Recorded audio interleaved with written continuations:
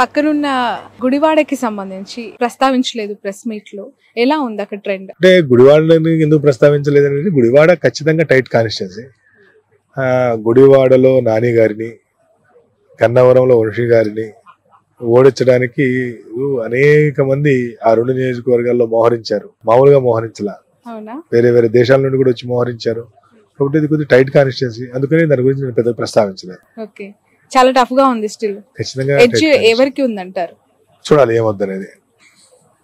మీరు చేశారు కదా పోస్ట్ పోల్ చెప్పడానికి, కొంత తెలుగుదేశం పార్టీకి అనుకూలంగా ఉండే అవకాశం ఉంది. సార్, ఈ ఎంటైర్ ఎలక్షన్ ప్రాసెస్ లో మీరు గమనించిన అంశాలు ప్రధానంగా నెగటివ్స్ పాజిటివ్స్ ఏంటి? ఇప్పుడు గతంలో దాదాపు 49% ఆఫ్ ఓట్ షేర్ వైసీపీ సంపాదించింది. ఇంచుమించుగా దాని కొన్ని పాయింట్స్ ఇప్పుడు 50% మీరు ఇస్తూ ఉన్నారు. బట్ ఇక్కడ సీట్లు తగ్గుతూ ఉన్నాయి, అక్కడ పెరుగుతూ ఉన్నాయి. డిఫరెన్సియేషన్ ఏ విధంగా ఉంది అంటే శ్రావణి గారు, 2019లో Telugudesam party, Janasena party, BJP party, YSRCP party వేరువేరుగా పోటీ చేయడంతో వైఎస్ఆర్సీపీకి సుమారు 50% ఓటు బ్యాంక్ వచ్చింది. తెలుగుదేశం పార్టీకి 39% పైచిలుకే వచ్చింది. అంటే డైరెక్ట్ గా 10-11% గ్యాప్ ఉండటంతో ఎక్కువ సీట్లు వచ్చినాయి. ఇప్పుడు 10% ఓటు బ్యాంకు ఉన్నటువంటి జనసేన కూడా వచ్చి యాడ్ అయింది. సో ఆటోమేటిక్ గా బీజేపీ యాడ్ అయింది. వీళ్ళందరూ యాడ్ అయినప్పుడు సరే కొంత డిజడ్వాంటేజ్, వీళ్ళంతా యాడ్ అయ్యి 47% అయింది. కాబట్టి 49కి 47% అని పోటీ ఉన్నప్పుడు అనేక నియోజకవర్గాల్లో కూటమి గెలుస్తుంది. కాబట్టి 2019తో మనం కంపేర్ చేయలేం. ఎందుకు కంపేర్ చేయాలంటే 2019లో అది మల్టీ కార్నర్ కంటెస్ట్ జరిగింది. ఇప్పుడు 1-1 కంటెస్ట్ కదా, 3 పార్టీలు ఒక కూటమైంది, ఇది ఒక కూటమైంది. కాబట్టి ఖచ్చితంగా 2019తో పర్సంటేజ్ ఆఫ్ ఓట్స్ ని మీరు కంపేర్ చేయొచ్చు, కానీ నంబర్ ఆఫ్ సీట్స్ ని మీరు కంపేర్ చేయలేరు. ఓకే, ఈ ఎస్పెషల్లీ 3 పార్టీల కలయిక అంశము ఏ విధంగా ఉందంటారు గ్రౌండ్ లెవెల్లో? ఎందుకు అంటే బీజేపీతో పొత్తు పెట్టుకోవడం వల్ల ముస్లిమ్స్ దూరం అయ్యారు, మైనార్టీలు దూరం అయ్యారు అని ఒక వర్గం చెప్తూ ఉంటే, జనసేనతో పొత్తు పెట్టుకోవడం వల్ల కాపుల్లో స్ప్లిట్టింగ్ వచ్చింది, వాళ్ళంతా వైసీపీకి అలైన్ అయ్యారు అని చెప్పే వాళ్ళ సంఖ్య కూడా అదే స్థాయిలో ఉంది. కొంత ఇబ్బంది ఉంది శ్రావణి గారు. విషయం 2014లో జనసేన పార్టీ పెట్టిన కొత్తలో అలయన్స్ కి వెళ్ళినప్పుడు సీట్ల గొడవ లేదు. ఆ రోజు జనసేన సీట్లు అడగలేదు, కేవలం సపోర్ట్ చేశారు. కాబట్టి అసలు గోల్ లేదు, ఓట్ ట్రాన్స్ఫర్ విషయం లేదు, లీడర్కి ఏ సీట్ ఇవ్వాలి ఇవ్వలేదు. కానీ 2024లో వాళ్ళు ఖచ్చితంగా 50 సీట్లు మా జనసేనకి ఇస్తాయని జనసేన శ్రేణులన్నీ ఆశించినాయి. ముఖ్యంగా కాపు కమ్యూనిటీ ఖచ్చితంగా మాకు 50 సీట్లు అన్న ఇస్తారు అనేటువంటిది ఆశించారు. ఎప్పుడైతే 50 సీట్లు రాక దాన్ని 40, 30, 20, 24కి ఇచ్చారో ఆ రోజు ఈ జనసేన శ్రేణులన్నీ దిగాలు పడినాయి. కాపు కమ్యూనిటీ అంతా కూడా చాలా ఒక రకమైనటువంటి ఉద్రేకానికి లోనయ్యారు. ఆ తర్వాత 24 కూడా మళ్ళీ 3 బీజేపీకి ఇచ్చేసి 21కి పరిమితమయ్యారు. చూసారా, ఆ రోజుతో ఖచ్చితంగా కాపు కమ్యూనిటీ చాలా ఇబ్బంది పడింది. జనసేనకి ఎక్కడైతే సీట్లు ఇచ్చారో, జనసేనకి సీట్లు ఇచ్చిన దగ్గర టీడీపీ ఓటు బ్యాంకు బాగా ట్రాన్స్ఫర్ అయింది. టీడీపీకి ఎక్కడైతే సీట్లు ఇచ్చారో అక్కడ జనసేన ఓటు బ్యాంక్ ట్రాన్స్ఫర్ కాలేదు. ఎందుకు కాలేదంటే ఈ బాధే కారణం. ఇంత పెద్ద పవన్ కళ్యాణ్ తీసుకుని 50 సీట్లను ఇస్తారనుకుంటే 21 సీట్లు ఇచ్చారనేటువంటి బాధ ఏదైతే ఉందో, ఆగ్రహం ఏదైతే ఉందో ఆ వర్గాల్లో, ఆ ఆగ్రహం కారణంగా జనసేన ఓటు బ్యాంకు 100% ట్రాన్స్ఫర్ కాలేదు. సో కాబట్టి జనసేన టీడీపీ అలయన్స్ సరే ఈ రోజు కనీసం టీడీపీకి సీట్లు పెరుగుతున్నాయి, జనసేనకి సీట్లు పెరుగుతున్నాయి, బీజేపీ పెరుగుతున్నాయి. కాబట్టి అధికారంలో రాలేకపోయినా కూడా టీం లేదంటే ఆ కూటమి సక్సెస్ అయినట్టే, గతం కంటే ఎక్కువ సీట్లు సాధిస్తుంది. కాబట్టి ఓకే, రైట్. ఎస్పెషలీ ఈ సోషల్ ఇంజనీరింగ్ అనే పదం ఈ 2024 ఎన్నికల్లో చాలా ఎక్కువగా అనిపించింది. మొదటగా దాని మీద అనాలిసిస్ చేసిన వ్యక్తి ఆరా మస్తాన్. గ్రౌండ్ లో మీకు వెళ్ళినప్పుడు ఎలాంటి రియాలిటీస్ కనిపించాయి? ఎస్పెషల్లీ బీసీలు గంపగుత్తగా టీడీపీకి కొన్ని సంవత్సరాలుగా అలైన్ అయి ట్రావెల్ అవుతున్న వాళ్ళని జగన్ ఏ విధంగా చీల్చాడు? బీసీ కమ్యూనిటీ ఏ విధంగా అలైన్ అయింది? శ్రవణి గారు, జగన్మోహన్ రెడ్డి గారు ఈ రాష్ట్రంలో ఉన్న సామాజిక వర్గాల నాడి పట్టుకున్నారంటంలో సందేహం లేదు. చూడండి, మనందరూ తెలుసు ఫలానా కులం అంటే ఈ పార్టీకి అనుకూలం, ఫలానా కులం అంటే ఈ పార్టీ అనుకూలం, మనం అందరం అనుకుంటూనే ఉంటాం. జనరల్ అది కామన్. దీన్ని పొలిటికల్ ఎఫినిటీ అంటారు. అంటే పొలిటికల్ ఎఫినిటీ గ్రూప్స్, సపోజ్ కమ్మ, వైశ్య లేదా క్షత్రియ, ఈ వర్గాలు టీడీపీ ఎఫినిటీ. రెడ్డి, మాల, మాదిగ, ముస్లిము, ఇవన్నీ వైఎస్ఆర్సీపీ ఎఫినిటీ. ఈ పొలిటికల్ ఎఫినిటీ గ్రూప్స్ ఏవైతే ఉన్నాయో, ఈ పొలిటికల్ ఎఫినిటీ గ్రూప్స్ ని రీఆర్గనైజ్ చేయడంలో జగన్మోహన్ రెడ్డి గారు సక్సెస్ అయ్యారు. ఎలా? వైఎస్ఆర్ కాంగ్రెస్ పార్టీకి ఉండే 4-5 పొలిటికల్ ఎఫినిటీ గ్రూప్ తో తెలుగుదేశం పార్టీకి ఆ అసెంబ్లీలోనో ఆ పార్లమెంట్ లో ఉన్నటువంటి ఇంకొక పెద్ద గ్రూప్ని, తెలుగుదేశం అఫినిటీ గ్రూప్ని తీసుకొచ్చి టికెట్ ఇవ్వడంతో ఈ 4 గ్రూపులతో పాటు ఆ గ్రూప్ కలిసి 5 గ్రూపులతో పెద్ద గ్రూప్గా ఏర్పడటం మనం చూసాం అనమాట. ఇది అనేక నియోజకవర్గాలు అదే చేశాడు. సుమారుగా 103 స్థానాల్లో ఆయన చేసినటువంటి మార్పుల కారణంగా అనేక మంది కొత్త వాళ్లకు, బీసీలకు, చిన్న విషయం కాదు, అనేక సీట్లు ఈరోజు 175 అసెంబ్లీలో, 25 పార్లమెంట్లో, 200లో డైరెక్ట్గా 100 ఎస్సీ, ఎస్టీ, బీసీ మైనారిటీలకు ఇచ్చారు. ఇది ఒక కీలకమైనటువంటి విషయం. రెండో విషయం, ఇవ్వటమే కాకుండా మహిళలతో పాటు పార్టీని నమ్ముకున్నటువంటి వాళ్ళకి అనేక దగ్గరలో అడ్జస్ట్ చేయడం అనేటువంటిది ఈ పొలిటికల్ రీఆర్గనైజేషన్కి బాగా ఉపయోగపడింది. ఒక ఎక్స్ అనే కాన్స్టిట్యున్సీలో ఒకరి మీద వ్యతిరేకత ఉంది, ఎన్నికలకు 6 నెలల ముందు వాళ్ళని తీసుకెళ్ళి ఇంకెక్కడో వేసేశారు, ఇంకొక ఆయన తీసుకొచ్చి ఇక్కడ వేశారు. ఆ ఎక్స్ అనేటువంటి వ్యక్తి ఎవరైతే ఉంటారో వారి మీద ఉన్నటువంటి ఆ వ్యతిరేకత, ఆ కోపం అంతా కూడా తగ్గిపోయింది ఆటోమేటిక్గా. అక్కడ తగ్గుతుంది. కానీ మార్చబడిన, ఇప్పుడు సపోజ్ విడుదల రజనీ గారు ఈ రోజు ట్రయల్లో ఉన్నారు, చాలా టఫ్ సిచ్యువేషన్ ఉంది అని మీరు చెప్పారు, ఓడిపోవచ్చు అని కూడా అభిప్రాయపడుతున్నారు చాలా సర్వే సంస్థలు. బట్ యాక్సెప్టెన్సీ ఆ నియోజకవర్గాలు ఏమాత్రం ఉందంటే? ఎగ్జాక్ట్లీ.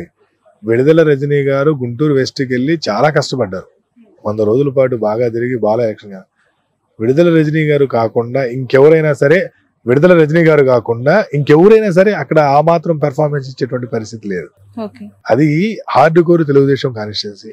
ఆ నియోజకవర్గంలో పొలిటికల్ ఎఫినిటీ గ్రూప్స్ అన్ని కూడా టీడీపీతో ఉంటాయి. టీడీపీ ఎఫినిటీ గ్రూప్స్ ఎక్కువ అయినా కూడా ఈరోజు ఇంత పోటీ ఇవ్వగలుగుతుంది అంటే చిన్న విషయం కాదు. కాబట్టి నేను కూడా ఏంటంటే మార్జిన్ ఆఫ్ ఎర్రర్ లోబడి ఉంది అక్కడ రిజల్ట్, మార్జిన్ ఆఫ్ ఎర్రర్ లోబడి ఉంది అనమాట. కాబట్టి ఈ మార్చినందువల్ల ప్రయోజనం జరిగినట్టే కదా. బహుశా అక్కడ ఆవిడ కాకుండా ఇంకెవరు నిలబెట్టినా కూడా ఆ స్థాయి పెర్ఫార్మెన్స్ లేదా ఆ స్థాయి ఫలితం వచ్చేటువంటి పరిస్థితి లేదు. Okay, right. మీరు గతంలో ఒకసారి మాట్లాడుతున్న సందర్భంలో నాతో ఆన్ ఫోన్ కాల్ నేను మిమ్మల్ని అడిగిన ప్రశ్న, సార్ పోలింగ్ పర్సెంటేజ్ ఈ స్థాయిలో గతం కంటే ఎక్కువగా ముందుకెళ్తోంది, అది 81% రీచ్ అయిన సందర్భంలో ఖచ్చితంగా అది వ్యతిరేక ఓటు ఒకవేళ అది పెరిగితే, లాస్ట్ టైం కంటే పెరిగితే ఖచ్చితంగా కూటమికే ఛాన్స్ ఉంది, లేదు అంటే వైసీపీ వస్తుంది, ఆగిపోతే లాస్ట్ టైం కంటే 1 పాయింట్ వచ్చి ఆగిపోయినా వైసీపీకి ఎజెండా. బట్ ఈ రోజు చూస్తే ఎంటైర్లీ డిఫరెంట్ గా మీ రిజల్ట్ ఇవ్వడం జరిగింది. ఎగ్జాక్ట్లీ శ్రవణి గారు, మనం మాట్లాడుకుంది బిఫోర్ పోలు. తర్వాత పోలింగ్ రోజు సాయంత్రం నేను ఒక ప్రైవేట్ టీవీ ఛానల్లో మాట్లాడుతూ కూడా ఈ వ్యాఖ్య చేశాను. ఆ తర్వాత 24 గంటలకి డేటా వచ్చింది, పోలింగ్ బూత్ వైజు, మండల wise, assembly wise, parliament data వచ్చిన తర్వాత ఆ డేటాని ఒకసారి మేము వెరిఫై చేసాం. వెరిఫై చేస్తే ఆ డేటాని బేస్ చేసుకొని చూస్తే ఎక్కడెక్కడ వైఎస్ఆర్సీపీకి అనుకూలత ఉందో ఆ లొకాలిటీస్ లేదా ఆ పోలింగ్ బూతుల్లో విపరీతమైనటువంటి పోలింగ్ జరిగింది. 92-94% కూడా పోలింగ్ జరిగింది వైసీపీ అనుకూల ప్రాంతాల్లో. టీడీపీ అనుకూల ప్రాంతాల్లో 70-72% జరిగింది. చిన్న విషయం కాదు.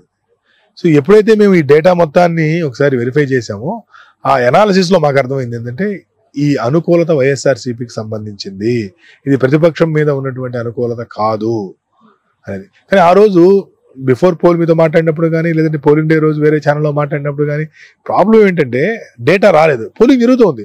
నేనేమో 5 గంటల నుండి మాట్లాడుతా ఉన్నాను టీవీలో, 5-5:30కు.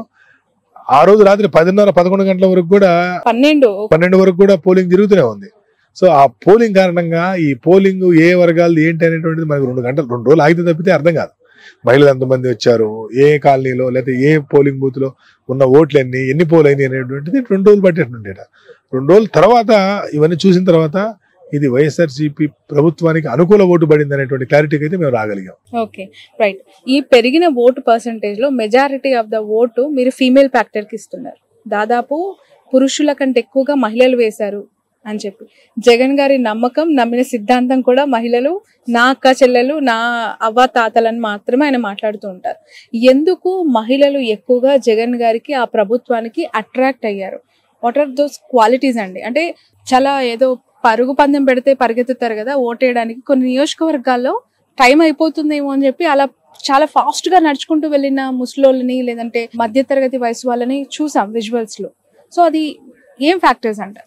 శ్రావణి గారు, మహిళలకి ఒకటి ప్రధానంగా అవసరమైంది ఆత్మగౌరవం, 2 ఆర్థికంగా చేయూతనిచ్చేటువంటి ఆత్మగౌరవం. ఎక్కడ పెరిగిందంటే వాళ్ళు గ్రామంలో లేదా వాళ్ళ వార్డులో ఏ పని కోసం కూడా ఎవరి దగ్గరికి వెళ్లాల్సిన పని లేదు. వాళ్ళకి ఏదైనా పని ఉందని వాలంటీర్కి ఫోన్ చేస్తే వాలంటీరే వచ్చి వాళ్ళకి కావాల్సిన సర్టిఫికెటో, వాళ్ళకి కావాల్సినటువంటి పెన్షనో, వాళ్ళకి కావాల్సినటువంటి ఇల్లు, స్థలమో అన్ని ఈ వాలంటీర్ రాసి పోవాల్సిన పరిస్థితి. అంటే వాళ్ళు ఒక పని కోరి ఎవరి దగ్గరికి వెళ్ళి చేతులు కట్టుకొని నిలబడాల్సినటువంటి అవసరం లేదు. It's number 1. నెంబర్ 2, ఆర్థిక స్వావలంబన. 2 నెలలకో 3 నెలలకో అకౌంట్లో 10,000 15,000. రూరల్ ఏరియాలో 10-15 వేలు అనేది చిన్న విషయం కాదు. 200 రూపాయల నుండి 300 రూపాయలు మాత్రమే ఒక మహిళ కూలి ఉంటుంది. 20 రోజుల నుండి 25 రోజులు మాత్రమే పని దొరుకుతుంది. 25 రోజులు పనికి వెళ్తే 7,500 రూపాయలు వస్తుంది. 20 రోజులు పని దొరికితే 6,000 రూపాయలు వస్తుంది. అటువంటి మహిళ అకౌంట్లో 2 నెలలకో 3 నెలలకో ఏదో ఒక పథకం పేరుతో 60,000, 80,000, లక్ష రూపాయలు దొరకడం అనేది చిన్న విషయం కాదు. సో కాబట్టి ఖచ్చితంగా ఇది మహిళల ఆర్థిక స్వావలంబన, ఆత్మగౌరవాన్ని. అందుకని మహిళలు ఎక్కువగా జగన్మోహన్ రెడ్డి గారిని ఆదరించారు. సుమారు 55-56% మంది మహిళలు ఈరోజు ఓటింగ్ చేశారు. Okay, right. Urban and rural పూర్తిగా కన్సాలిడేట్ అయిపోయారంటారా? మొత్తం టీడీపీకి వాళ్ళేసారు, రూరల్ అంతా వైసీపీకి అనుకోవచ్చా? రూరల్ లో ఎక్కువగా వైఎస్ఆర్సీపీకి ఓటింగ్ జరిగింది. అర్బన్ లో పోలింగ్ పర్సంటేజ్ తక్కువ. ఆ తక్కువ కారణంగా సహజంగా అర్బన్ ఏరియాలన్నీ కూడా నేను ఇందాక చెప్పాను, శ్రీకాకుళం, విజయనగరం, విశాఖ, రాజమండ్రి, ఏలూరు ఇవన్నీ కూడా కొంత టీడీపీకి అనుకూలంగా ఉన్నాయనేటువంటి సంగతి చెప్పాను. సహజంగా అర్బన్ ఏరియాలో వాళ్ళకి అనుకూలంగా ఉన్నాయి. అంతకు మించి అక్కడ మీరు చూస్తే సాలిడ్ గా 74% పోలింగ్, రూరల్ ఏరియాలో 92% జరిగింది. కాబట్టి ఈ పెరిగినటువంటి ఈ రూరల్ ఓటింగ్, అందులో ముఖ్యంగా ఈ ఎస్సీ ఎస్టీ కాలనీలో పెరిగిన ఓటింగ్ అంతా కూడా వైఎస్ఆర్సీపీకి అనుకూలంగా పడిందని చెప్పడంలో ఎటువంటి సందేహం లేదు. Majority of the negative points లో రాజధాని అంశం ఒకటి అని చెప్పి మస్తాన్ గారు ఇందాక ముందు ప్రెస్ మీట్ లో చెప్పారు. తీసేయాలనుకున్న గుంటూరు, అమరావతిలో పెట్టాలనుకున్న వైజాగ్ లో acceptance. This is very sad truth. దీనిపైన మీ విశ్లేషణ ఏంటి? అంటే రాజధాని పోతుంది కాబట్టి తమ భూముల యొక్క విలువలు పడిపోతున్నాయి అనేటువంటి ఉద్దేశంతో గుంటూరు పార్లమెంట్ అంతా కూడా అధికార పార్టీకి వ్యతిరేకంగా ఓటేశారు. విశాఖపట్నంలో మేము ప్రశాంతంగా ఉంటున్నాం, ఇక్కడికి వచ్చి మీరంతా రాజధాని, రాజులు, రాజ్యాలు, ఇక్కడికి వచ్చి ఎమ్మెల్యేలు ఈ గోలంతా ఉంటే మేము ప్రశాంతత పోయిద్దని చెప్పి వాళ్ళు వ్యతిరేకంగా ఓటు వేశారు. అందుకనే విశాఖపట్నం పార్లమెంటు, గుంటూరు పార్లమెంట్లో 1-2కి మించి వైసీపీకి వచ్చే అవకాశం లేదు. ఇక ఇది జగన్మోహన్ రెడ్డి గారికి ఇది తెలుసు. ఈ ఖచ్చితంగా అక్కడ ప్రతిబంధకం ఉంటుందని తెలుసు, ఇక్కడ వ్యతిరేకత ఉంటుందని కూడా తెలుసు కూడా ఆయన ఆ ధైర్యం చేశారు. వై నాట్ 175 అని చెప్పి వైసీపీ, జగన్మోహన్ రెడ్డి పదే అన్న సందర్భం మనం చూస్తున్నాం. మీరేమో ఇక్కడ 90-100 చేంజ్, మీరు 94-104. అంటే ఒకటి లక్ష్యం పెట్టుకోవడం తప్పులేదు, కానీ లక్ష్యం పెట్టుకున్నట్టుగా ఎదురు 3 పార్టీలు కలిసినాయి కదా. ఇతని లక్ష్యం పెద్దగా ఉంది కాబట్టి అవతల 3 పార్టీలు కలిసినప్పుడు సో వాళ్ళకు కూడా కన్సాలిడేటెడ్ ఓటు బ్యాంక్ ఉంటుంది కదా. సో ఆ ఓటు బ్యాంక్ అనేటువంటిది అంత ఓటు బ్యాంక్ 46-47% ఉన్నప్పుడు 175 అనేది సాధ్యం కాదు. సో లక్ష్యం పెట్టుకోవడం దాన్ని ఎవరు తప్పు పట్టాల్సిన పని లేదు. రైట్. బీజేపీతో పదే పొత్తు పెట్టుకోవడం వల్ల నెగిటివ్ అయింది, లేదంటే డైరెక్ట్ గా అధికారంలోకి వచ్చే స్థాయి టీడీపీకి ఉంది అని మాట్లాడే వాళ్ళకి నిజమేనా? లేదు శ్రావణి గారు, ఇది బీజేపీని బదనాం చేయడానికి ఏదో వాడేటువంటి విషయమే గానీ బీజేపీతో కలిస్తే పూర్తిగా నష్టపోతామని కనుక చంద్రబాబు గారికి తెలిస్తే బీజేపీతో ఎందుకు పొత్తు పెట్టుకుంటారు? కొన్ని అవసరాలు ఉన్నాయన్నారు కదా. ఎగ్జాక్ట్లీ అదే చెప్తున్నా. ఆ అవసరాలు బీజేపీతో ఏదైనా నష్టం జరిగితే అంతకంటే ప్రయోజనాలు ఎక్కువ ఉన్నాయి కాబట్టి పెట్టుకున్నారు. సింపుల్. Okay, right. జనసేన ఏ విధంగా పుంజుకుందంటారు? మీ అనాలిసిస్ ఏంటి? ఎందుకు అంటే జనసేన 14-15 మంది శాసనసభ్యులు అసెంబ్లీకి వెళ్ళబోతున్నారు కదా, వాళ్ళకి మేలే కదా ఇది. కాకపోతే 10 ఏళ్ల తర్వాత కూడా ఇంకా 10-15 సీట్ల గురించి ఆలోచించాల్సి రావడం కొంచెం బాధాకరం జనసేన విషయంలో. సో జనసేనకి ఇప్పటి వరకు ఒక సింబల్ కూడా అంటే సాలిడ్ గా లేకపోవడం అనేటువంటిది వాళ్ళకి మైనస్. వాళ్ళు చాలా ఆందోళన పడ్డారు గాజు గ్లాస్ విషయంలో. అంటే జనసేన ఇక నుండి అయినా వాళ్ళు సంస్థాగత నిర్మాణం చేసుకుంటారని అనుకుంటున్నాను నేను, ఎందుకంటే 15 అసెంబ్లీలు వస్తున్నాయి కాబట్టి.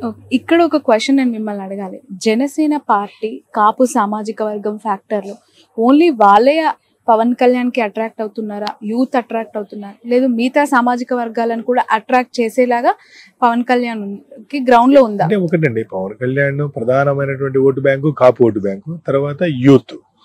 సరే, ఆ యూత్ లో ఏ వయసు వాళ్ళు ఓటు హక్కు ఉన్నవాళ్ళ లేరా అంటే అది ఒక పెద్ద చర్చ.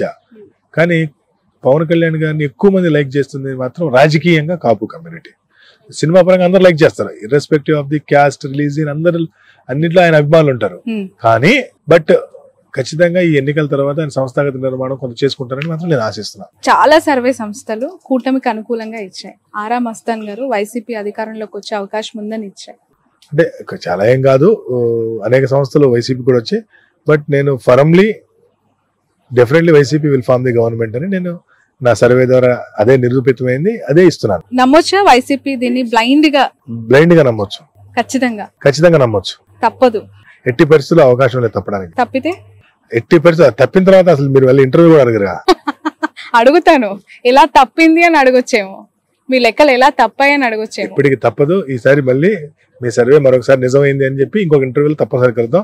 అప్పుడు అనేక విషయాల పట్ల డిస్కస్ చేద్దాం. బిఫోర్ క్లోజింగ్ ఎందుకు బీఆర్ఎస్ మీద అంత కక్షపూరితమైన 0% కి పడేశారు? కక్ష కాదు అది, వాళ్ళకి వస్తున్నటువంటి ఓట్లు కూడా సున్నానే. అనేక నియోజకవర్గాల్లో వాళ్ళకి డిపాజిట్ రావట్లా, అనేక నియోజకవర్గాల్లో వాళ్ళు అనేక కాదు ఎక్కువ నియోజకవర్గాల్లో మూడొస్తాం. కాంగ్రెస్ బీజేపీ పరిస్థితి తెలంగాణలో ఏ విధంగా మీరు అనలైజ్ చేస్తారు? బీజేపీకి ఎక్కువ సీట్లు వచ్చే అవకాశం ఉంది కదా.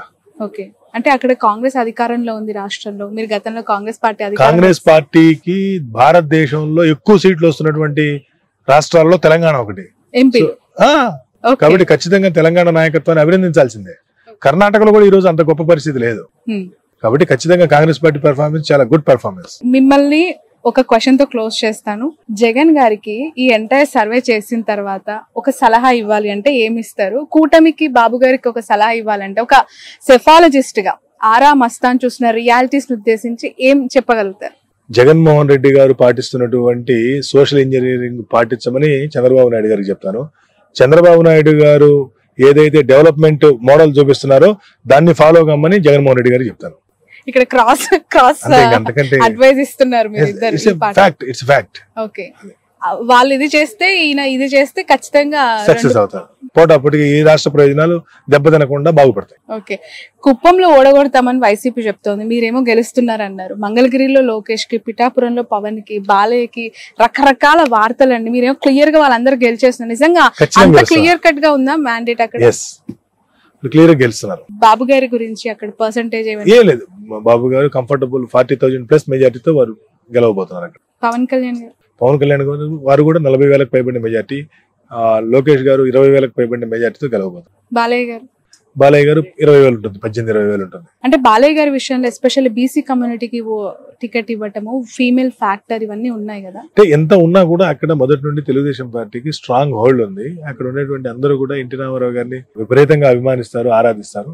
సో కాబట్టి వాళ్ళు ఖచ్చితంగా అక్కడ తెలుగుదేశం పార్టీకి పెంచుకోండి. ఇప్పటి వరకు 83 నుండి ఓడిపోయినటువంటి సీటు హిందూపూర్. అవును, రైట్. ఇక్కడ వంగ గీత గారు చాలా టఫ్ ఫైట్ ఇచ్చారు, డిప్యూటీ సీఎం చేస్తానన్నారు. అవి ఏమీ కన్సిడరబుల్ కాలేదా గ్రౌండ్ లో? ఒకటి కమ్యూనిటీ సుమారు 1,00,000 ఓట్లు ఉన్నటువంటి కాపు కమ్యూనిటీ ఈసారి పవన్ కళ్యాణ్ గారు ఓడిపోతే కమ్యూనిటీ పరువు పోతుంది అనేటువంటి ఒక ధోరణిలోకి వెళ్ళిపోయారు. కాబట్టి ఈ రోజు చాలా తేలికగా ఆయన గెలవబోతున్నారు. Okay, right. Thank you so much Aara Mastan గారు, మీ వాల్యుబుల్ టైం ని మాకు అందించినందుకు. ఫైనల్లీ ఈ సర్వే గురించి ఏదైనా మెసేజ్ ఇవ్వాలనుకుంటున్నారా మీ సంస్థ తరపున? ఖచ్చితంగా జూన్ 4వ తేదీ మా ఫలితాలే నిజంగా అవతా ఉన్నాయి. జూన్ 5వ తేదీ తిరిగి మీ అందరి ముందుకు ఈ విషయంతో మళ్ళీ వస్తాను. ధన్యవాదాలు. Thank you so much. ఇది ఆరా మస్తాన్ గారితో స్పెషల్ ఇంటర్వ్యూ. ఖచ్చితంగా రిజల్ట్ మాత్రం తప్పే అవకాశం లేదు. తప్పితే ఇంకా ఫ్యూచర్ ఉండదు సెఫాలజిస్ట్ గా అని చెప్పి తను అభిప్రాయపడుతున్నారు. ఎందుకంటే ఆరా మస్తాన్ చాలా అక్యురేట్ గా లాస్ట్ టైం లో కూడా అనేక రిపోర్ట్స్ జెన్యూన్ గా ఉన్నాయి, ఎగ్జాక్ట్లీ జరిగాయి. కాబట్టి ఇప్పుడు కూడా జరుగుతుంది, జరగబోతుంది అని నమ్మాలి అంటున్నారు. That's all for now.